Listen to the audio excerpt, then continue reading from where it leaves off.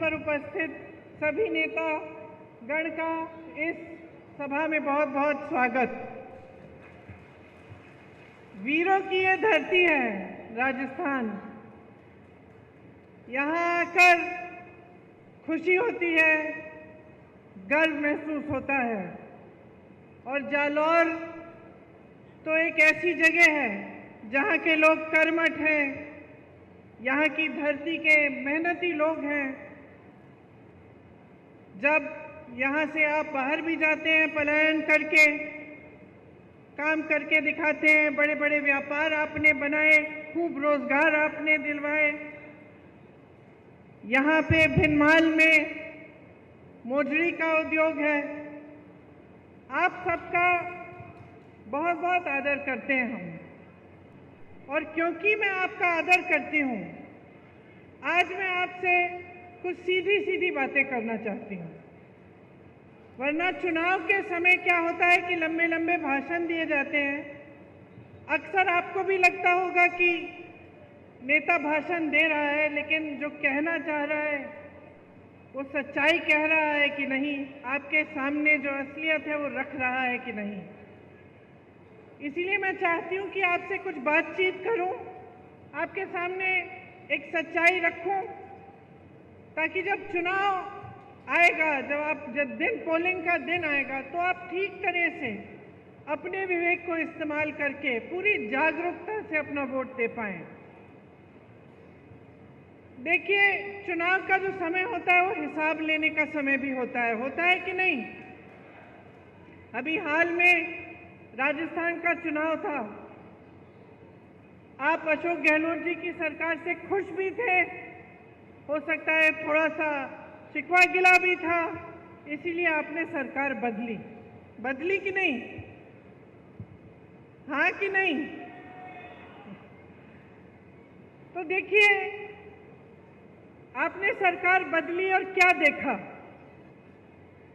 कि जो स्कीमें आपके लिए अशोक जी ने शुरू की थी, जो 25 लाख की बीमा की, स्वास्थ्य बीमा की स्कीम थी, उसको क्या हुआ?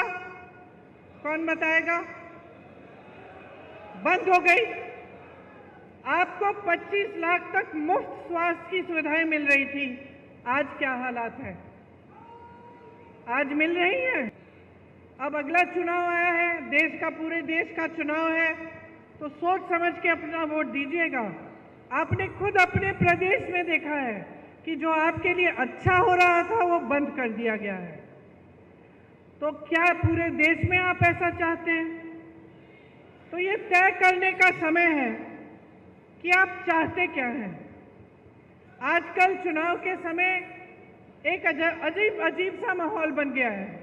आपने देखा होगा, आपके ध्यान को भटकाने वाली सारी बातें हो रही हैं। बड़े बड़े प्रचार हो रहे हैं, अजीब सी बहकी बातें हो रही हैं। आपने सुना होगा, प्रधानमंत्री जी के भाषण सुने होंगे, कहाँ कहाँ की बातें करते हैं। अभी राजस्थान आए तो अपने भाषण में कह डाले कि आपके जन जन के आराध्य बाबा रामदेव साहब, उनका जन्म कश्मीर में हुआ।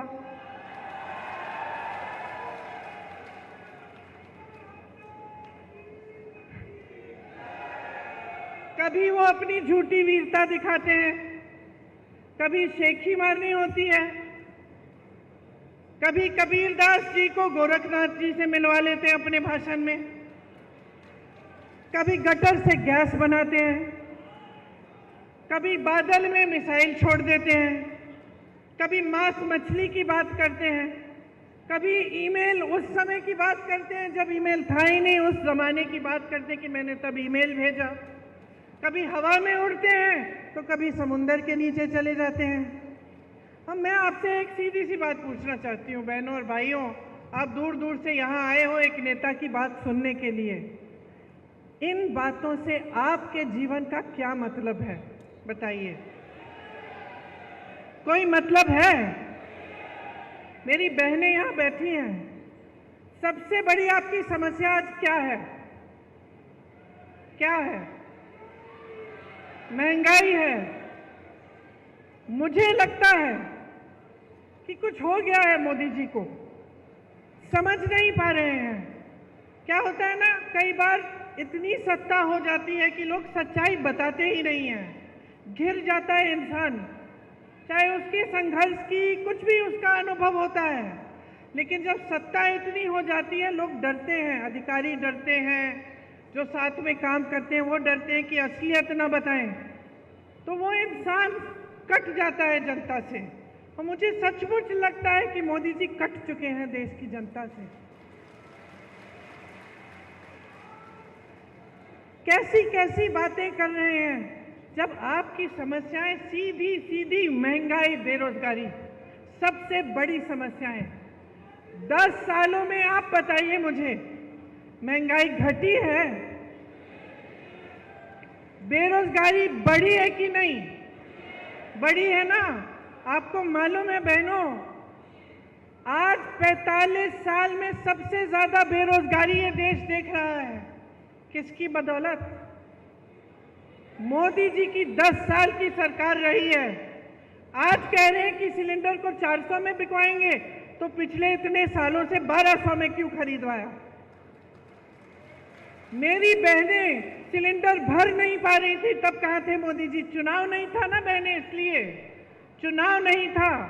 अब चुनाव आ रहा है तो सिलेंडर का दाम घट रहा है, चुनाव आ रहा है तो महंगाई घटाने की कोशिश हो रही है।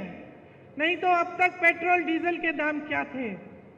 नहीं तो अब तक आप अगर दुकान जाती हैं, आजकल नवरात्रि का समय है, त्योहार का समय है, आप दुकान जाती हैं अपने बच्चों के लिए कपड़े खरीदने के लिए, अच्छे अच्छे कपड़े पहनेंगे इस समय, या कुछ खरीद और जूते खरीदने के लिए, या फिर सब्जी भाजी खरीदने के लिए अगर आप दुकान जाती हैं तो क्या होता है?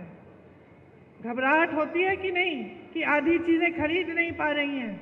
मुश्किल से आप पैसा इकट्ठा करती हैं। जब कोई बीमार होता है घर में तो इलाज के समय क्या होता है? जमीन बेच देते हैं, अपनी जमीन बेच देते हैं। बच्चों की शादी करानी पड़ती है तो क्या करते हैं? कर्ज लेते हैं। तो जब ये है आपकी स्थिति, जब आपका जीवन हर रोज आप संघर्ष कर रहे हैं, चाहे मेरी बहनें हों, चाहे मेरे भाई हों जो खेती का काम करते हैं, आप बताइए खेती में जो जो सामान आप इस्तेमाल करते हैं वो महंगे हुए हैं कि नहीं? पेट्रोल डीजल तो छोड़िए, लेकिन हर चीज पे आपको जीएसटी देनी पड़ती है कि नहीं? उससे क्या हुआ? आपकी मुश्किलें बढ़ी हैं। खेती किसानी में से जो नौकरियां, जो रोजगार मिलते थे वो बंद हो रहे हैं, क्योंकि खेती से कमाई नहीं हो रही है। जो सामान आपको इस्तेमाल करने होते हैं, चाहे खाद हो चाहे कुछ भी हो, उस पे जीएसटी भर भर के आपकी कमर तोड़ी जा रही है। महंगाई से आप जूझ रहे हैं, आपकी कोई सुनवाई नहीं है। ऐसे कानून लाए थे ये लोग कि सिर्फ बड़े बड़े अरबपतियों के फायदे के कानून। जब किसानों ने आंदोलन किया, दिल्ली में गए, महीनों के लिए सर्दी में बैठे, प्रधानमंत्री जी का घर कुछ किलोमीटर दूर था, प्रधानमंत्री मोदी जी निकले ही नहीं, बात नहीं की, सुनवाई तक नहीं की। ये नहीं सोचा कि लाखों किसान महीनों से सर्दी में बैठे हैं, उनकी कम से कम हम बात सुन लें। फिर क्या हुआ? उस समय उत्तर प्रदेश का चुनाव आ रहा था, उत्तर प्रदेश का चुनाव आ रहा था, किसान बैठे हुए थे बाहर दिल्ली के, महीने बीत गए, किसी ने पूछा नहीं। जैसे ही चुनाव आने लगा, मोदी जी ने काले कानून रद्द कर दिए। तो आप नीति समझिए और नियत समझिए, इनकी नियत ठीक नहीं है। इनकी नीतियां सिर्फ बड़े बड़े अरबपतियों के लिए हैं। आपने अभी कहा जमीन बेचते हैं अगर जरूरत पड़ती है। आपने कहा किसी की शादी होती है, जमीन बेचनी पड़ती है या कर्ज लेना पड़ता है। आपने देखा होगा कुछ दिनों पहले एक बड़े अरबपति के बेटे की शादी हुई। आपने देखा होगा कि किस धूमधाम से शादी की। ठीक है, बुरी बात नहीं है, जिसको जैसा करना है करे, लेकिन आपने कभी सोचा है कि इतना पैसा कहां से आ रहा है? इतना पैसा कहाँ से आ रहा है? इतना पैसा इसलिए है इन लोगों के पास क्योंकि मोदी जी ने इनके कर्ज माफ किए हैं। 16,000 करोड़ रुपए के इनके कर्ज माफ किए हैं। अब आप सोचिए, 16,000 रुपए का कर्ज था, माफ किया गया, और जो किसान सड़क पे बैठा हुआ अपना हक मांग रहा था, जो किसान 10,000 रुपए के लिए आत्महत्या कर रहा है, जो किसान कर्ज में डूब रहा है, उसका कर्ज माफ करने की बात ही नहीं।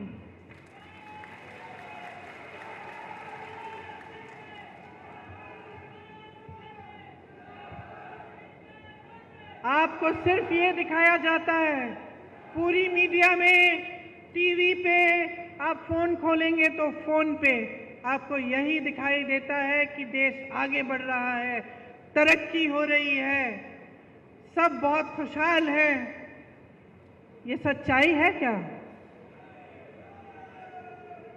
जब आप देखते हैं कि बड़े बड़े प्रधानमंत्री, बड़े बड़े राष्ट्रपति आ रहे हैं देश में और G20 जैसे बड़े बड़े इवेंट हो रहे हैं, तो हम भी भारतीय हैं, हमें भी गर्व होता है। ऐसी बात नहीं है, आपको भी गर्व होना चाहिए। ठीक है, अच्छा है, लेकिन क्या इसका मतलब ये है कि इस देश की एक और असलियत नहीं है? इस देश की एक सच्चाई ये है कि इस देश का गरीब रोज सुबह शाम संघर्ष कर रहा है। इस देश की सच्चाई ये है कि आप जो यहाँ बैठे हैं, आपकी कहीं कोई सुनवाई नहीं हो रही है इस सरकार में। महंगाई बढ़ती चली जा रही है, बेरोजगारी बढ़ती चली जा रही है, और रोजगार देने के बजाय क्या कर रहे हैं? अग्निवीर जैसी स्कीम ला रहे हैं। राजस्थान ने, उत्तराखंड ने, हरियाणा ने, पंजाब ने, यूपी ने अपने बेटों को अब हमारे सरहद पे भेजा, शहीद होने के लिए भेजा। आज की बात नहीं है, पीढ़ियों से आप भेज रहे हैं। आपके दिलों में देशभक्ति की भावना है, आपके दिलों में देश के लिए प्रेम है। आप कहते हैं कि हमारे बच्चे जाएंगे, रक्षा करेंगे देश की, और आपके बच्चे जैसे ही नौजवान बनते हैं, दौड़ लगाना शुरू करते हैं। मैंने आंखों से देखा है। मैं जब गिरफ्तार हुई थी, किसानों का आंदोलन चल रहा था, मैं लखीमपुर खीरी में थी, यूपी में। उस समय कुछ किसानों को एक मोदी जी की सरकार के एक मंत्री ने कुचल दिया था। 6 किसान मर गए थे, शहीद हो गए थे। मंत्री के बेटे ने, शायद मंत्री ने जीप के टायर के नीचे कुचल डाला था। हम उन्हें मिलने जा रहे थे। उस समय पुलिस हमारे पीछे पीछे थी और हमें पकड़ने के लिए आई कि आपको गिरफ्तार करना, आप नहीं जा सकते, क्योंकि हम चाहते थे कि हम उनके परिवारों से मिलें। तो सुबह के 3:30 बजे थे, अंधेरा था अभी, और हम एक गांव के बाहर रुके हुए थे कि हम किस तरह से लखीमपुर खीरी पहुंचे पुलिस के बिना, कि पकड़े बिना। उस समय मैंने देखा कि 15-20 लड़के, नौजवान एक ग्रुप में दौड़ लगा रहे हैं। तो अचानक मैंने पूछा कि भाई ये क्या है? अभी तो रात हो रही है, सुबह हुई भी नहीं है, सूरज उगा भी नहीं है, ये बच्चे दौड़ लगाने किस लिए निकले हैं? फिर वो रुके, उन्होंने बातचीत की हमसे, पता चला कि सेना के लिए तैयारी कर रहे थे। इतने से थे, अभी तो उनकी उम्र भी नहीं आई थी सेना में भर्ती होने की, लेकिन तैयारी तब से कर रहे थे। क्या उम्मीदें होंगी उनकी, क्या आशाएं होंगी, दिल में कैसी भावना होगी देशभक्ति की, और ये भी भावना कि अपने माता पिता के लिए बड़े होकर हम कमाएंगे, एक स्थायी रोजगार मिलेगा, सेना में हम भर्ती होंगे, हमारे माता पिता को गर्व होगा और हम उनका देखभाल कर पाएंगे। ये भावना ये मोदी जी समझ ही नहीं पा रहे हैं।